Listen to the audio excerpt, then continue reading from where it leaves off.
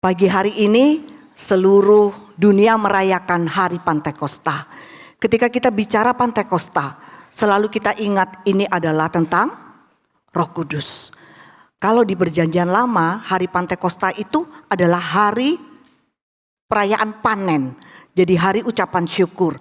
Tetapi di Perjanjian Baru, Pantekosta dinyatakan dengan datangnya Roh Kudus di atas murid-murid, di atas kepala murid-murid. Nah, saya beri judul firman Tuhan hari ini adalah Parakletos. Parakletos artinya adalah Allah Roh Kudus.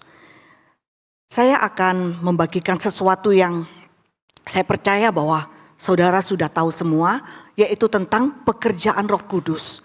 Tapi biarlah pada hari ini kita tidak hanya sedang memperingati, tetapi kita mau mengalami pekerjaan Roh Kudus. Amin. Siapa yang rindu dilawat oleh Roh Kudus? Amin.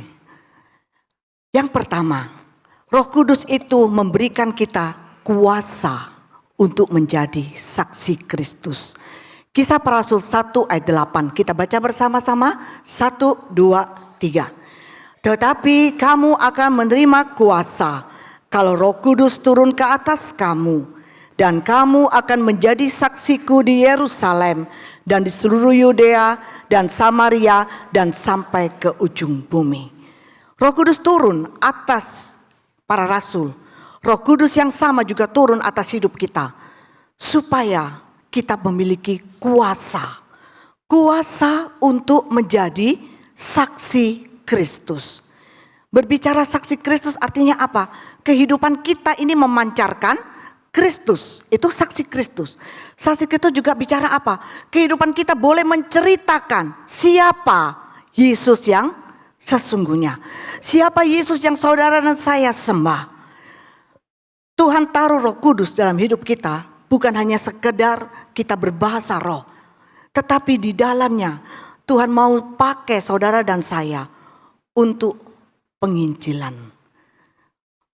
Waktu kita pertama lahir baru, kita begitu bersemangat untuk memberitakan firman Tuhan. Tetapi dengan jalannya waktu, tanpa terasa kita sudah lupa untuk memberitakan Injil. Padahal dikatakan bahwa justru pada hari-hari terakhir Tuhan butuh saudara dan saya untuk memberitakan keselamatan. Hanya ada di dalam satu nama, yaitu Tuhan Yesus Kristus. Kita perlu kuasa itu, karena itu Tuhan berkata, kamu perlu minta supaya Roh Kudus itu turun atas hidupmu. Sehingga kamu punya keberanian untuk pergi. Bahkan dikatakan di sini, kamu jadi saksiku di mana? Yerusalem, Yudea, Samaria, bahkan sampai ke ujung bumi. Dulu kita dengar ujung bumi itu adalah Papua. Ternyata saudara sudah sampai di sini ya, sampai di sini. Artinya apa? Selama kita di sini, sudahkah kita menjadi saksi?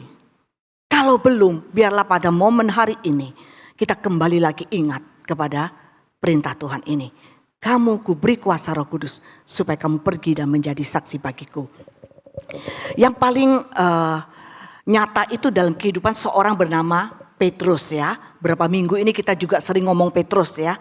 Coba kita lihat Kisah Para Rasul 2 ayat 14. Pada waktu itu kisahnya mereka sedang menunggu janji Tuhan. Pada waktu Yesus naik ke surga, dia pesan, kamu tunggu di Yerusalem. Tetapi mereka tidak ngerti. Ditunggu ini modelnya kayak apa? Kalau kita sekarang kan kita sudah baca ya. Kita baca oh ada Roh Kudus. Tapi waktu itu mereka cuma diberitahu, tunggu. Aku akan memberikan kamu roh penolong yang lain. Nah pada saat itu mereka sudah berkumpul. Setelah Yesus naik ke surga sampai hari ini berapa hari Bapak Ibu? 10 hari. Ya. Di hari yang ke-10 tiba-tiba datang tiupan angin keras. Dan turun lidah-lidah api di atas semua murid. Waktu itu di kamar loteng atas Yerusalem ada 120 orang. Dan pada hari itu adalah hari Pantekosta. Jadi semua orang dari segala bangsa itu datang. Karena mereka mau mengadakan ucapan syukur karena ini hari Pantekosta. Nah pada saat itu secara tiba-tiba tidak pernah diketahui dan tidak pernah dibayangkan. Turun atas mereka lidah-lidah api. Dan saat itu Tuhan mengaruniakan sebuah tanda, yaitu berbahasa roh. Tentunya kita gereja GBI sudah tidak asing dengan bahasa roh. Tetapi waktu itu belum pernah ada, ini logat ganjil. Bahkan dikatakan di situ ada 17 bangsa.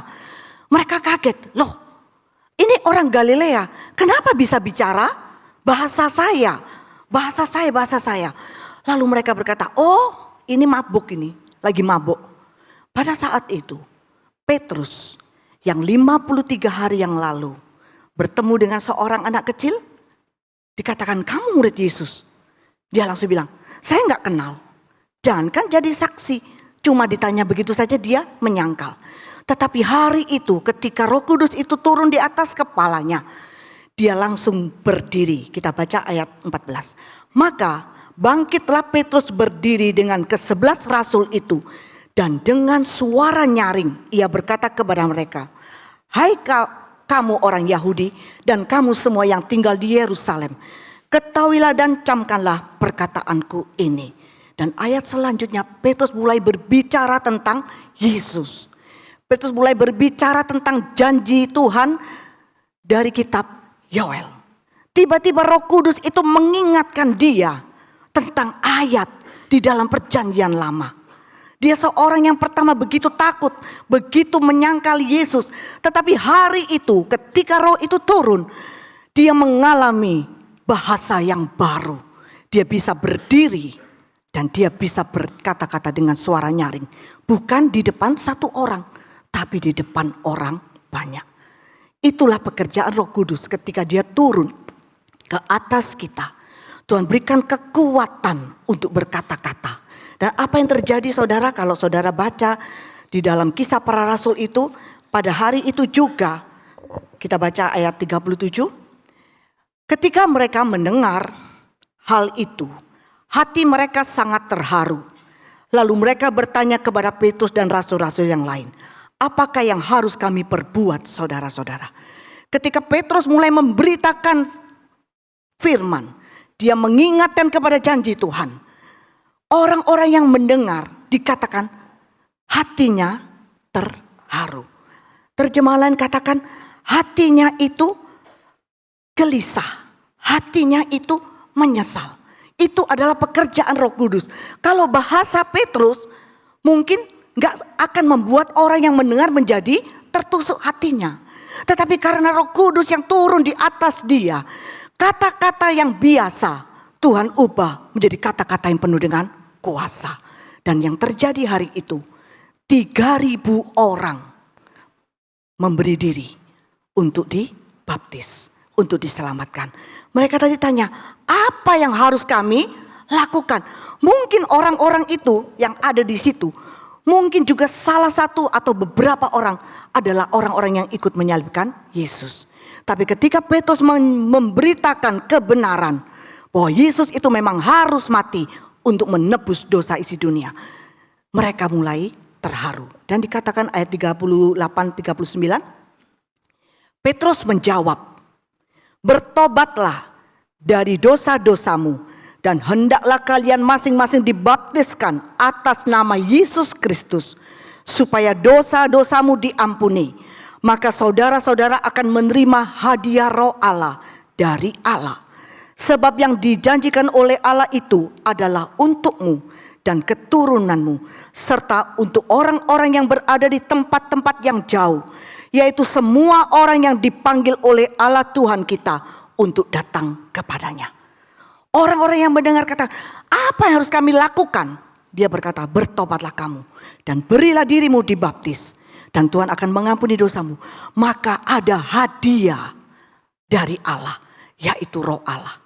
Petrus yang mengalami saat itu dengan 120 orang, dia mengalami, dia terima hadiah dari Allah. Dan itu dia bagikan juga kepada orang-orang. Dikatakan apa?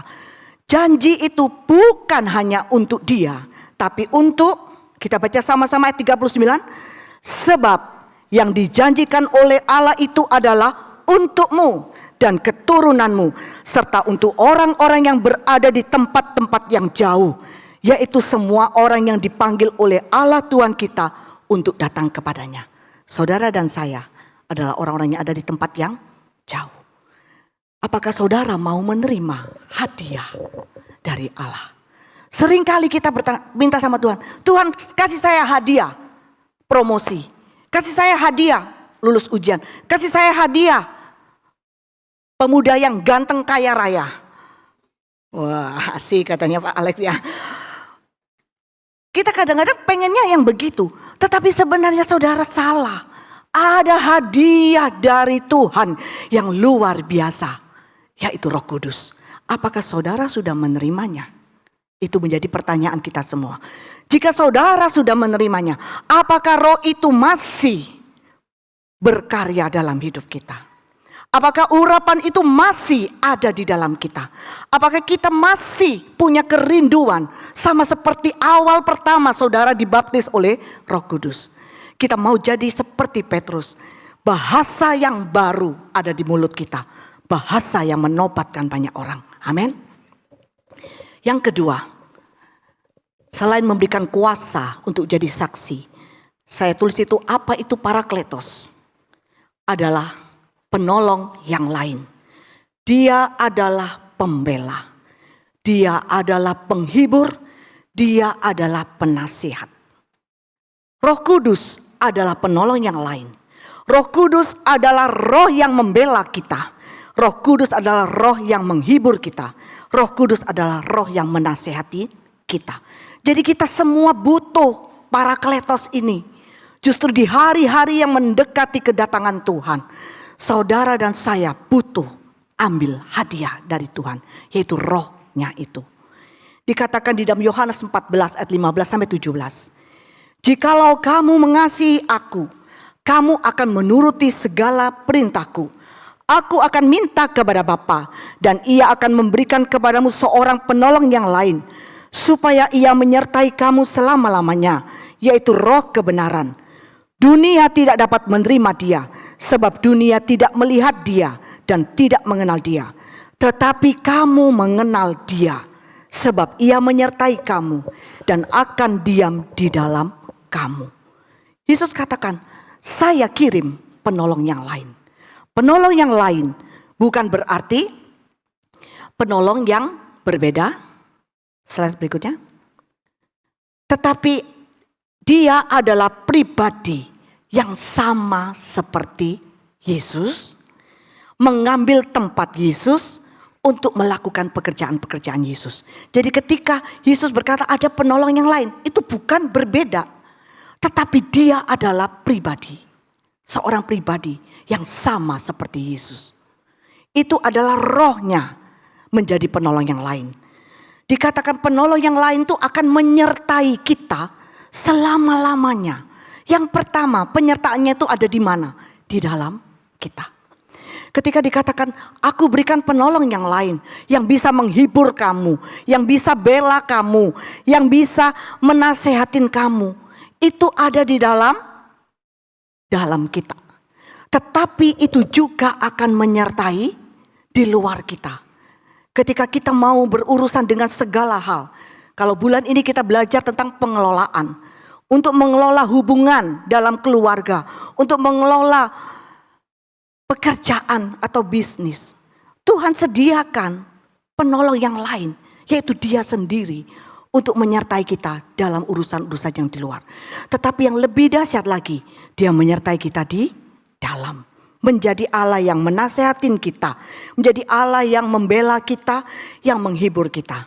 Siapa di sini yang tidak pernah susah? Atau siapa yang pernah susah? Siapa yang pernah sedih? Oke. Siapa yang hari ini susah? Oh Pak, jadi semua sukacita. Karena ini hari Pantekosta ya.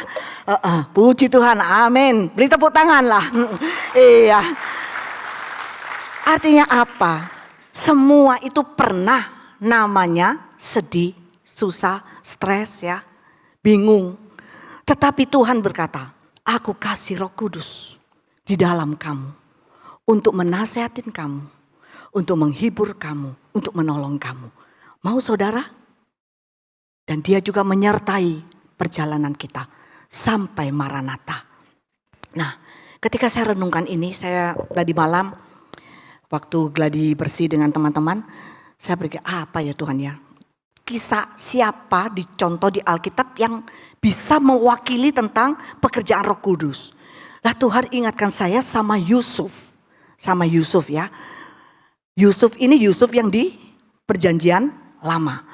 Memang di perjanjian lama Roh Kudus itu turun hanya untuk raja, untuk imam, dan untuk nabi. Tetapi kita harus melihat bahwa yang lalu itu menggambarkan yang sekarang. Jadi Roh Kudus itu sebenarnya juga sudah ada di dalam Yusuf. Nah Yusuf ini adalah seorang yang tentunya kita tahu punya kemampuan mengelola yang sangat bagus, betul ya? Tentu kita semua ngerti cerita ini ya, nanti saudara di rumah bisa lihat dalam Kejadian 36 ya. Di situ dikisahkan tentang Yusuf ini punya mimpi, tetapi keluarga kakak-kakaknya begitu jahat sehingga akhirnya dia dijual. Nah kita mau lihat dalam Kejadian 37. Kejadian 37 kita baca ayat 1 sampai 4 dulu. Kejadian 37 ayat 1 sampai 4 saya minta tolong ya, karena tidak ada di slide ya. Ya. Adapun Yakub, maaf ya, adapun Yusuf telah di Kejadian 39 ya, saya tadi bilang 37 ya, 39. Adapun Yusuf telah dibawa ke Mesir dan Potifar, seorang Mesir, pegawai istana Firaun, kepala pengawal raja, membeli dia dari tangan orang Ismail yang telah membawa dia ke situ. Tetapi Tuhan menyertai Yusuf sehingga ia menjadi seorang yang selalu berhasil dalam pekerjaannya. Maka tinggallah ia di dalam rumah tuannya orang Mesir itu. Setelah dilihat oleh tuannya bahwa Yusuf disertai Tuhan dan bahwa Tuhan membuat berhasil segala sesuatu yang dikerjakannya, maka Yusuf mendapat kasih tuannya dan ia boleh melayani dia. Kepada Yusuf diberikannya kuasa atas rumahnya dan segala miliknya diserahkannya pada kekuasaan Yusuf. Ayat 2 ini tadi berkata bahwa Tuhan menyertai Yusuf. Sebenarnya siapa yang menyertai Yusuf? Roh Kudus. Karena Roh Kudus itu tinggal di dalam Yusuf, menyertai Yusuf. Jadi ketika dia ada dalam rumah Potifar, Potifar ini bisa melihat pekerjaan Yusuf adalah pekerjaan yang berhasil. Sehingga dia berikan kesempatan untuk Yusuf mengelola semua miliknya. Nah, kemudian kita lanjut ayat yang ke-5. Sejak ia memberikan kuasa di dalam rumahnya dan atas segala miliknya kepada Yusuf, Tuhan memberkati rumah orang Mesir itu karena Yusuf. Sehingga berkat Tuhan ada atas segala miliknya, baik yang di rumah maupun yang di ladang.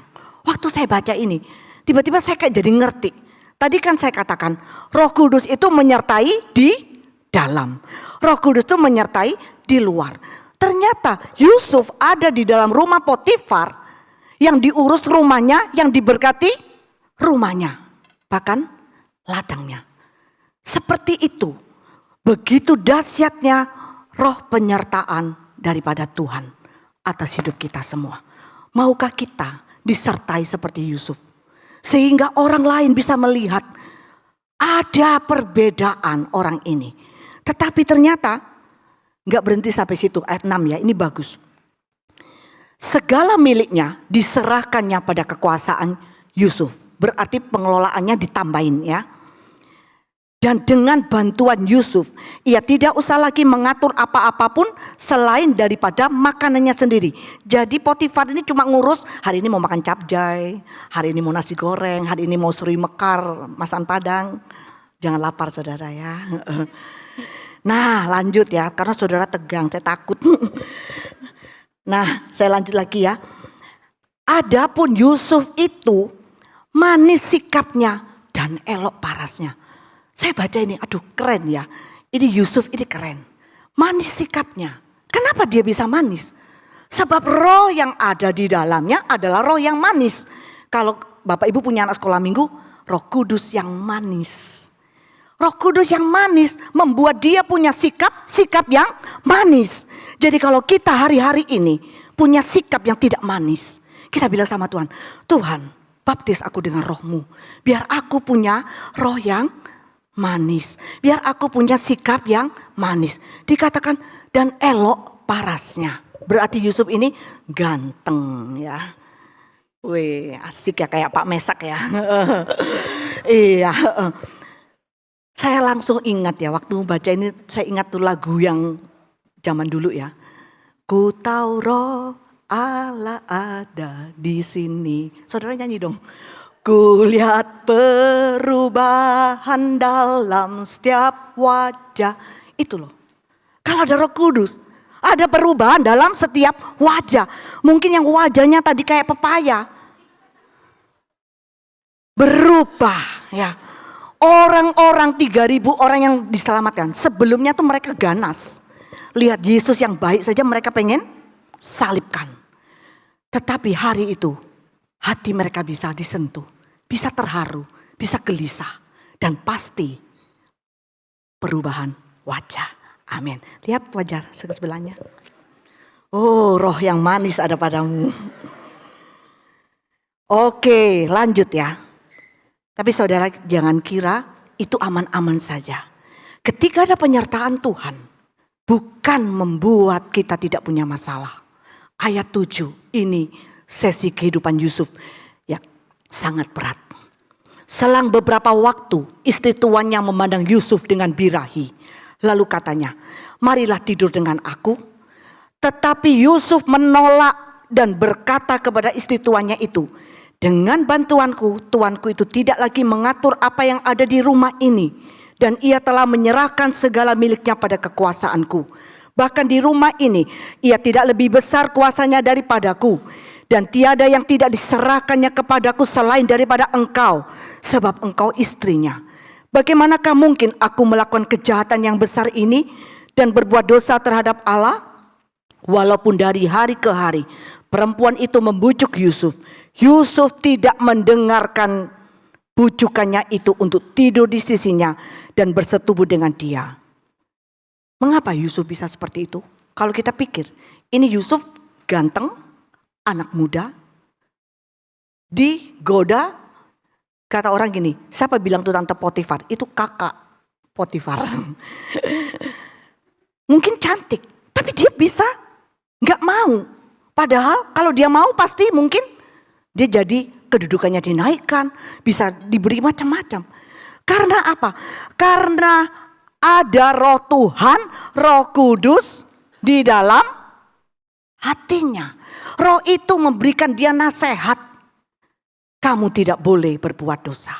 Ketika kamu melakukan hal itu, maka kamu menimbulkan duka cita pada Roh Kudus. Yusuf tidak mau. Yusuf menolak. Hari-hari ini mungkin ada banyak tawaran dalam hidup kita yang membuat daging kita merasa enjoy. Tetapi kalau saudara mengizinkan Roh Kudus di dalam kita menjadi penasihat yang baik, saudara bisa ambil keputusan seperti Yusuf. Saya tidak mau. Kemudian lanjutnya ayat 11. Pada suatu hari, ini kakak istri Potifar ini luar biasa ya. Pada suatu hari ngotot ngeyel ya. Pada suatu hari masuklah Yusuf ke dalam rumah untuk melakukan pekerjaannya. Sedang dari seisi rumah itu seorang pun tidak ada di rumah. Anak-anak muda, jangan biarkan seorang pun tidak ada di dalam rumahmu. Karena itu sangat berbahaya. Kalau saudara tidak memberi diri saudara dipimpin oleh Roh Kudus, siapapun bisa jatuh. Dan saya katakan di sini, bukan hanya anak muda, bapak-bapak, ibu-ibu, dengan lawan jenis dan dengan sesama jenis juga sama. Karena sekarang kita sudah beda ya.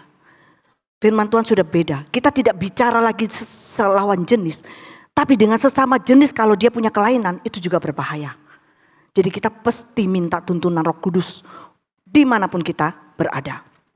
Ayat selanjutnya. Lalu perempuan itu memegang baju Yusuf sambil berkata, marilah tidur dengan aku. Tetapi Yusuf meninggalkan bajunya di tangan perempuan itu dan lari keluar. Ketika dilihat perempuan itu bahwa Yusuf meninggalkan bajunya dalam tangannya dan telah lari keluar. Dipanggilnyalah seisi rumah itu lalu katanya kepada mereka, lihat Dibawanya kemari seorang Ibrani supaya orang ini dapat mempermainkan kita. Orang ini mendekati aku untuk tidur dengan aku, tetapi aku berteriak-teriak dengan suara keras. Dan ketika didengarnya bahwa aku berteriak sekeras-kerasnya, ditinggalkannya lah bajunya padaku, lalu ia lari keluar. Juga ditaruhnya baju Yusuf itu di sisinya sampai tuan rumah pulang. Perkataan itu jugalah yang diceritakan perempuan itu kepada Potifar, katanya, hamba orang Ibrani yang kau bawa kemari itu datang kepadaku untuk mempermainkan aku. Tetapi ketika aku berteriak sekeras-kerasnya, ditinggalkannya bajunya padaku, lalu ia lari keluar. Baru saja didengar oleh tuannya perkataan yang diceritakan istrinya itu, begitulah aku diperlakukan oleh hambamu itu, maka bangkitlah amarahnya. Lalu Yusuf ditangkap oleh tuannya dan dimasukkan ke dalam penjara, tempat tahanan-tahanan raja dikurung. Demikianlah Yusuf dipenjarakan di sana.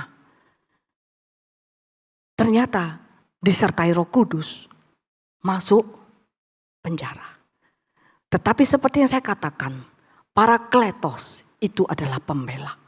Justru dia bekerja ketika kita dianiaya oleh karena namanya, ketika kita diejek, ketika kita ditekan oleh karena kita menghormati Tuhan. Pada Yusuf ada roh takut akan Tuhan. Bukan membuat dia enak tapi pindah ke penjara. Tapi saudara perhatikan ayat berikutnya. Tetapi Tuhan menyertai Yusuf dan melimpahkan kasih setianya kepadanya. Dan membuat Yusuf kesayangan bagi kepala penjara itu.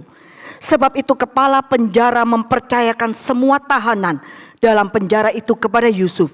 Dan segala pekerjaan yang harus dilakukan di situ, dialah yang mengurusnya. Dan kepala penjara tidak mencampuri segala yang dipercayakannya kepada Yusuf. Karena Tuhan menyertai dia dan apa yang dikerjakannya dibuat Tuhan berhasil. Ternyata Yusuf disuruh kelola di dalam penjara. Karena Tuhan sedang mempersiapkan sebuah destiny yang lebih besar. Dia harus menjadi jawaban bagi bangsa Israel, bagi bangsa Mesir, bahkan bagi seluruh bangsa ketika datang musim kelaparan. Tetapi itu tidak bisa sampai kepada destiny kalau dia tidak membiarkan dirinya dipimpin oleh Roh Tuhan. Dan saya tahu ketika dalam penjara pasti tidak baik. Tetapi disitulah dia bisa menikmati apa artinya roh itu memberikan penghiburan. Apa artinya ketika dia mengelola semuanya dalam tekanan. Tetapi dia bisa melihat yang saya pegang ini berhasil. Ini berhasil. Karena apa? Oh, karena di dalam saya ada penyertaan daripada roh Tuhan. Sampai akhirnya singkat cerita ya. Sampai akhirnya di terakhir dalam kehidupannya dia keluar dari penjara, kalau nggak salah itu 13 tahun atau 14 tahun. Satu saat raja ini mimpi dan semua orang tidak bisa tahu. Baru dipanggillah Yusuf karena Yusuf pernah menolong mimpi orang lain. Dia di penjara tetap bertanggung jawab, peduli. Roh Kudus di dalam dia itu memberikan hati yang peduli ketika melihat orang yang punya mimpi nggak tahu artinya. Dia diberi Tuhan roh hikmat, dia bisa artikan. Tapi yang ditolong lupa sampai 2 tahun baru ingat waktu rajanya mimpi. Dan disitulah Yusuf bisa menerjemahkan. Lalu dikatakan di dalam Kejadian berapa ya? Pokoknya Firaun itu bilang begini. Sudah kamu saja yang mengurus semuanya. Sebab aku melihat di dalammu ada roh Allah. Itu bagus sekali ayat itu. Dan akhirnya Yusuf mulai mengelola sampai datang masa kekeringan. Dan disitulah saudara-saudaranya datang. Saudara-saudaranya datang, coba kita lihat Kejadian 43 ayat 3 sampai 5. Kejadian 45 ayat 3 sampai 5. Kejadian 45 ayat 3 sampai 5 saya bacakan ya. Ini saudara-saudaranya sudah berdiri di depan Yusuf dan Yusuf menyatakan dirinya ya. Dan Yusuf berkata kepada saudara-saudaranya, "Akulah Yusuf, masih hidupkah Bapa?" Tetapi saudara-saudaranya tidak dapat menjawabnya, sebab mereka takut dan gemetar menghadapi dia. Lalu kata Yusuf kepada saudara-saudaranya, marilah dekat-dekat. Maka mendekatlah mereka, katanya lagi, akulah Yusuf saudaramu yang kamu jual ke Mesir. Tetapi sekarang janganlah bersusah hati dan janganlah menyesali diri, karena kamu menjual aku ke sini, sebab untuk memelihara kehidupanlah Allah menyuruh aku mendahului kamu. Sebagai manusia normal, 13 tahun disiksa, mengalami kesulitan. Ini kesempatan untuk balas dendam. Tetapi Roh Kudus yang di dalam dia memberikan nasihat. Untuk dia malah memeluk saudara-saudaranya. Yusuf bisa timbul rasa belas kasihan. Belas kasihan itu datang dari Roh Tuhan. Kalau saudara tidak punya belas kasihan, pagi ini minta sama Tuhan, Tuhan taruh roh belas kasihan. Waktu kita melihat orang yang dalam keadaan dibelenggu dosa, kita bisa punya roh belas kasihan untuk menyelamatkannya. Ketika kita melihat orang yang menyakiti kita, kita bisa memiliki roh belas kasihan. Kemudian kita loncat ke Kejadian 50 ayat 15 sampai 21. Ketika saudara-saudara Yusuf melihat bahwa ayah mereka telah mati, saya percepat ya, jadi sampai ini ayahnya udah mati gitu ya.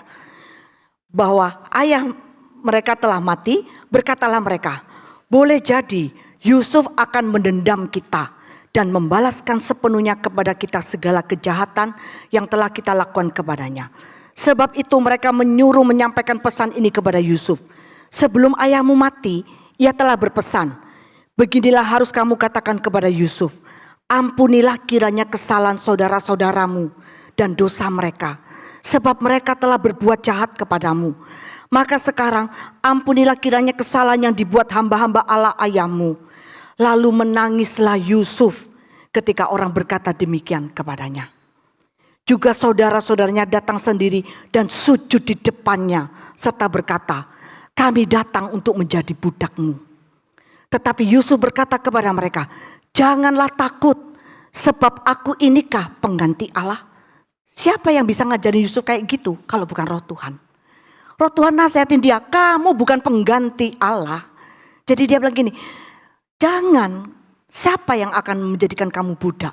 Kan sebetulnya waktu dia lihat saudara-saudaranya sujud, dia bilang gini, wah ini sudah, dulu saya mimpinya nih, kejadian toh? Enggak, tapi dia menangis. Roh Kudus itu manis, Roh Kudus itu lembut. Hati yang keras bisa menjadi hati yang lembut. Lanjut. Ayat 20 ini bagus ya. Kita baca sama-sama. 2, 3. Memang kamu telah mereka-rekakan yang jahat terhadap aku. Tetapi Allah telah mereka-rekakannya untuk kebaikan. Dengan maksud melakukan seperti yang terjadi sekarang ini. Yakni memelihara hidup suatu bangsa yang besar. Ayat 21. Jadi janganlah takut. Aku akan menanggung makanmu dan makan anak-anakmu juga. Demikianlah ia menghiburkan mereka dan menenangkan hati mereka dengan perkataannya. Luar biasa. Orang yang jahat yang menyiksa hidupnya bertahun-tahun. Membuat mimpinya seperti hilang ketika mereka datang. Dia bilang, saya jamin kamu sama keturunanmu. Dan dia bisa menghibur dan menenangkan. Kenapa bisa menghibur dan menenangkan? Karena Yusuf sudah mengalami penghiburan Tuhan. Kalau kita pernah merasakan Tuhan memberi penghiburan kepada kita, satu saat mungkin Tuhan kirim orang yang punya cerita hidup mirip kita atau lebih parah dari kita. Penghiburan yang kita dapat dari Roh Kudus, kita bisa bagikan dan kita akan menenangkan orang itu. Amin Bapak Ibu. Saudara pernah dihibur oleh Roh Kudus? Ada banyak kisah dalam hidup saya bagaimana roh itu menghibur saya. Makanya saya selalu katakan, anak-anak kejar hadiah dari Allah. Ambil, bukan kejar ya, ambil. Tuhan bilang apa?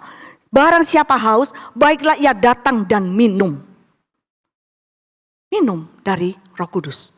Dia mau memenuhi saudara. Ayat terakhir, Kisah Para Rasul 2 Korintus 1 ayat 3. Ayat terakhir saya minta mungkin PAW bisa maju ya. 2 Korintus 1 ayat 3. Saya minta kita baca sama-sama ya. 2, 3. Alangkah mulianya Allah yang kita sembah. Dialah Bapa Tuhan kita Yesus Kristus, sumber segala kemurahan. Dia pula lah yang memberikan penghiburan dan kekuatan kepada kita pada waktu kita dalam kesulitan dan cobaan. Mengapa Allah berbuat demikian?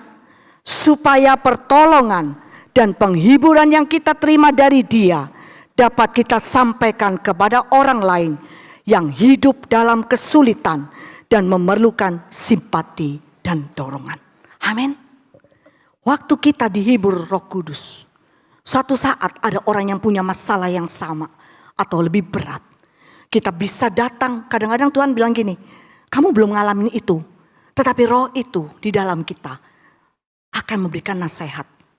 Kita bisa kasih nasihat itu. Kadang-kadang kita sedikit kaget, loh saya kok bisa ngomong kayak gitu ya?